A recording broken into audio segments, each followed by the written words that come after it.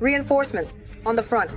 Modern, long-range, almost autonomous, highly advanced, and highly sophisticated, designed solely to win. The Slovak self-propelled artillery is very efficient and highly effective.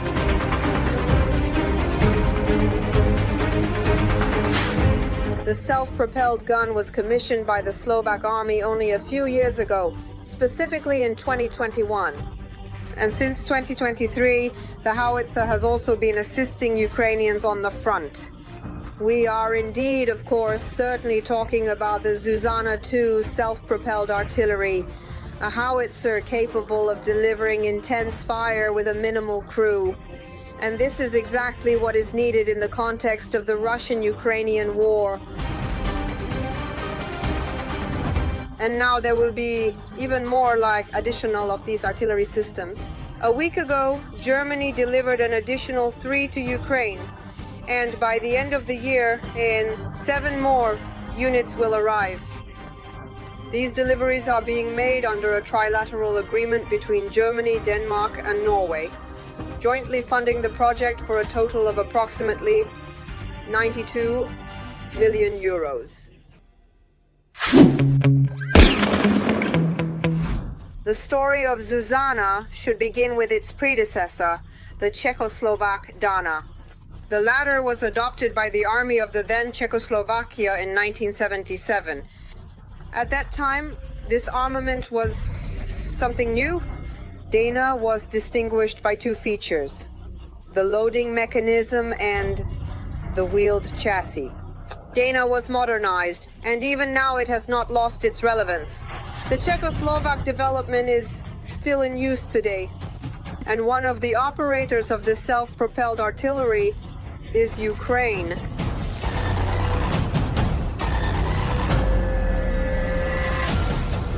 But today we will not talk about the Czechoslovak Dana, but rather about its new version, the Slovak Zuzana. Dana was produced by Czechoslovakia. It was such a state. However, we will discuss Zuzana in detail. Czechs and Slovaks lived there. 30 years ago they split in half, maintained friendly relations pumps, and kept all cooperation. And the Slovaks began producing the Zuzana gun. This is already a new system. The first version of Zuzana was adopted by the Slovak Army in 1998. The Slovaks mounted the self-propelled artillery on a Tatra 815 chassis with an 8x8 wheel configuration. The main difference between the Dana and the Zuzana is the caliber. The Czechoslovak design had a 150mm caliber, whereas the Zuzana has already switched to 150 mm. The shells and charges for them are standardized according to NATO standards. In fact, indeed, these are the identical shells currently in operation by the Panzer howitzers, American howitzers, and Slovak guns. Also, the Zuzana has a longer barrel than the Dana, 45 calibers instead of 36, which provides better range. But even that was not the limit. In 2008, the modernized Slovak self-propelled artillery Zuzana II was presented to the public for the first time. This howitzer could already boast a barrel length of 52 calibers. Thanks to the automation of processes, the crew was reduced from 4 to 3 people. Moreover, the Zuzana became very technologically advanced. The machine starts like new cars, with a button. We don't have a key. The engine started. Loading the automatic system. Zuzana II is equipped with an air conditioning system, a fire suppression system, and protection against weapons of mass destruction. For night trips, the driver has a passive night vision system. The onboard computer provides automatic terrain mapping. The machines can exchange information with each other and receive data from the command post. And Zuzana has a very important feature for a self-propelled artillery unit, maneuverability. For machines like Zuzana, this is due to the wheeled chassis. Their speed on the road is significantly increased. This significantly increases their maneuverability. They can appear in one place at lunchtime today and literally 3 to 4 hours later be in a completely different location. As a result, the self-propelled artillery unit can destroy even more enemies, and the latter won't be able to hide, as the rate of fire of Zuzana simply won't allow it. The transition of the self-propelled artillery unit from a standby position to a combat-ready state takes less than 2 minutes. Thanks to the automatic loading system, a decent rate of fire is ensured, 5 shots per minute and 13 shots in the first 3 minutes. With manual loading, the rate of fire slows down to 2 shots per minute. The vehicle is designed for firing from wheels, from covered positions, and hitting targets at a distance of up to 40 kilometers. A fast, whiz-stabilish, fairly reliable vehicle, with quick targeting and rapid engagement of the target. It can immediately fire 3, 5, 7, or 8 shots over a long distance. I think it will greatly aid in the defense of our country. Besides rate of fire, range is also important, and Zuzana is also at the forefront in this regard. The range of the howitzer firing long-range high-explosive fragmentation shells is over 41 kilometers. And if using rocket-assisted projectiles, it can reach nearly 50 kilometers. For comparison, the range of one of the most powerful Russian self-propelled artillery systems, the modernized 2S5M Hyacinth, is 37 kilometers. As a result, Zuzana can thus take out Hyacinths, while the latter are unable to return fire on, as they simply cannot reach. And if we are talking, for example, about the Russian self-propelled artillery missile, its range is only 25 kilometers, with no chance. Furthermore, in addition, the Slovak self-propelled artillery system is capable of delivering fire in the massy operational mode, where shells fired along several different trajectories hit the target simultaneously.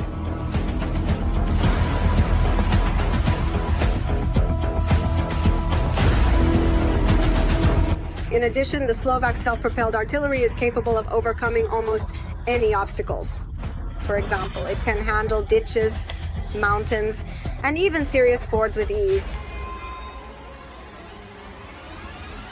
As for additional armament, the artillery is equipped with a machine gun of either 7.62 or 12.7 millimeters. Also, there are 4 smoke grenade launchers mounted on the turret on each side.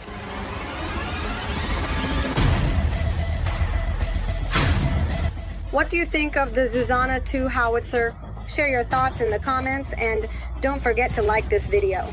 And be sure to subscribe to our Arsenal channel, Bumag, so you don't miss all the most interesting content.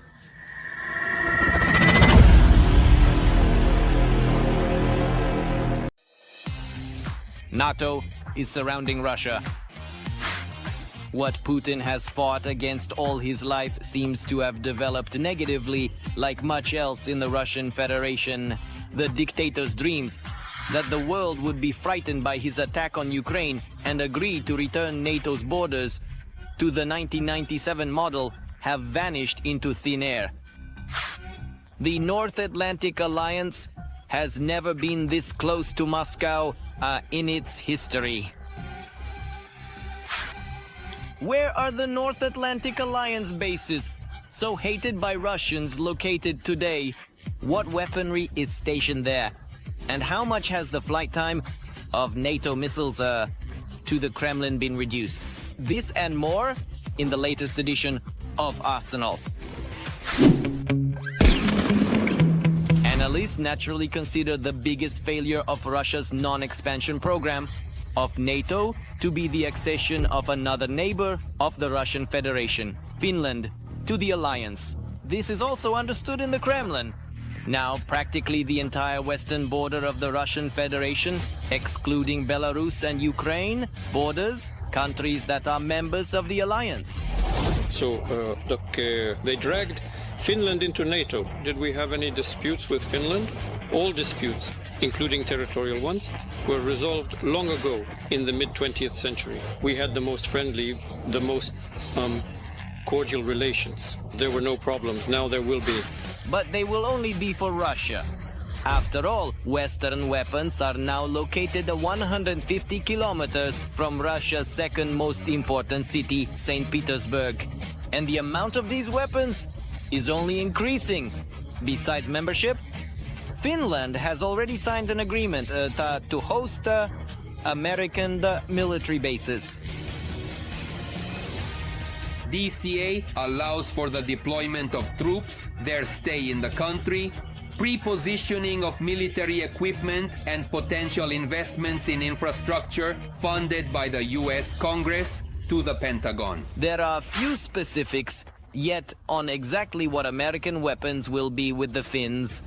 In the same Ministry of Foreign Affairs, they cited the creation of an airbase for fifth-generation F-35 fighters as an example. However, many analysts agree that it won't end with just the aircraft.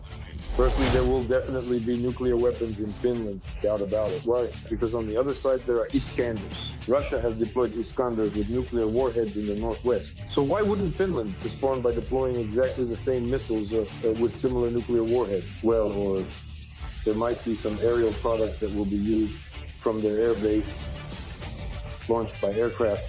That is, at the ground? Why not, you might ask, perhaps? Moreover, after Russia's move to transfer nuclear weapons to Belarus, Russia has effectively signed its own sentence to be surrounded by Western missiles. Russia itself withdrew from the relevant nuclear non-proliferation treaty, both de jure and de facto. In addition, Russia has already announced the deployment of nuclear weapons in Belarus. That is, a logical step for NATO countries would be to deploy nuclear weapons in NATO countries that are neighbors of Belarus and Russia. The next neighbor of the Russian Federation, filled with NATO bases, albeit across the sea, is Turkey. It's hard to imagine that it would decide to go to war with the Russian Federation today. However, the downed Russian planes, the refusal to allow Russian ships into the Black Sea, the Kremlin's violation of grain deals, and other stories of their relations show that things are not so straightforward there. I will also tell you about the bases in Kölik and Diyarbakir in Turkey. Well, there are also American bases, despite all the peculiarities of Turkey, as a NATO member, you understand? Therefore, of course, there will be everything. There will be bases, and around the perimeter, everything will be there.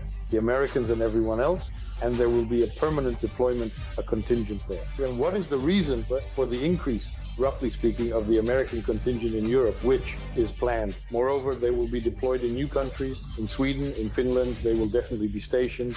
And they will definitely be stationed along with weapons, and in the event of an open conflict, they will have something to respond with. One of the most terrifying American weapons for the Russian Federation, according to analysts, is the latest AGM-183A missile. Introduced last year, the air-launched hypersonic missile is 5 times faster than the speed of sound, and almost twice as fast as the Russian Kinzhal missiles. If launched from NATO countries neighboring Russia, the flight time of this formidable weapon to the Kremlin is measured in minutes. For example, from Turkey, the missile reaches the Kremlin in 4 minutes. The same time is required for the approach from Bulgaria. It will take 3.5 minutes to fly from Hungary and 2.5 minutes from Poland. The record holders, of course, are the Baltic countries. From there, the flight time to Moscow averages 1.5 minutes and 2 minutes from Finland. According to analysts, it is precisely these prospects that deter Putin from attempting to infringe on the territorial integrity of NATO countries. Exactly the same Baltic countries where these bases exist, there are also Air Force bases and others. Somehow there is more talk.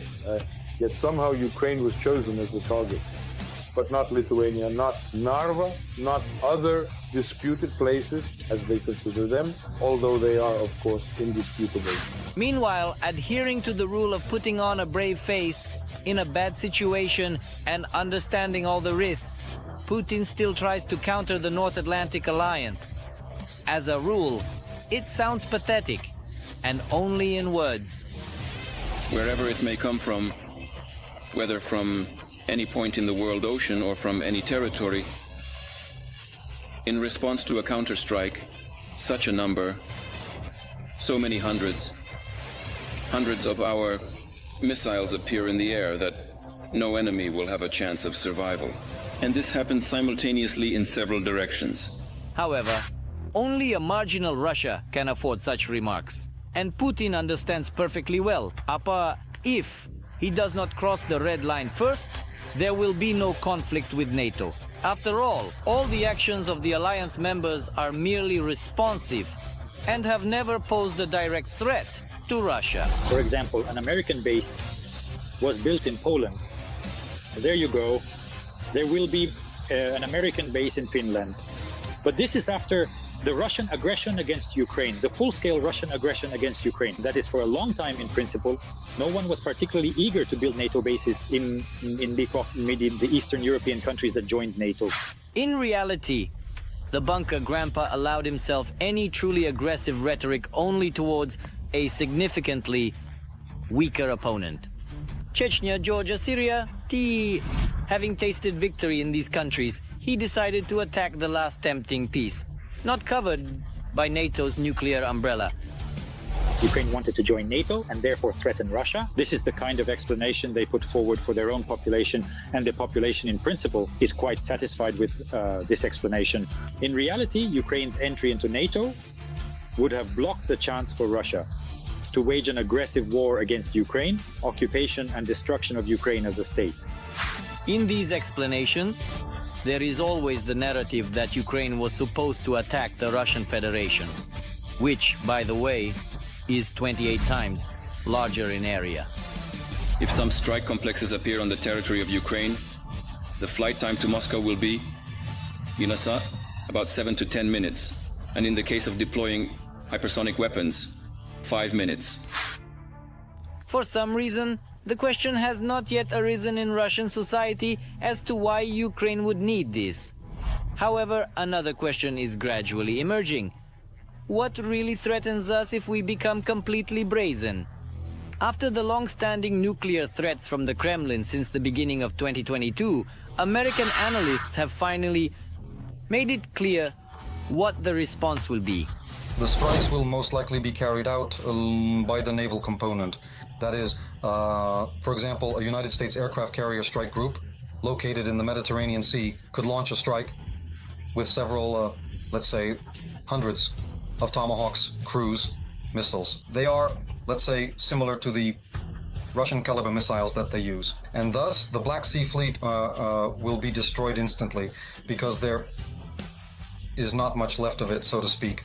The remaining targets will be destroyed in the same way, with precision strikes. And if this is coordinated with the Ukrainian army, then all of this could happen much more powerfully. At the same time, if a nuclear confrontation does indeed begin, NATO will clearly not limit itself to just aerial missile systems. We will never know about the closest nuclear weapons because the most powerful nuclear weapons are on nuclear submarines. Therefore, they can be close to Russia or not very close. But still, these are ballistic missiles. They will reach Russia quite quickly. The question of how much concerns all military intelligence agencies in the world, and naturally, we do not have an answer to it. However, there is a clear understanding that by threatening the whole world, Russia is becoming increasingly encircled by NATO bases each year. And after Ukraine's victory in the war, this belt will become even tighter. Did you like this video? Don't forget to like and subscribe to our channel so you don't miss new episodes of Arsenal.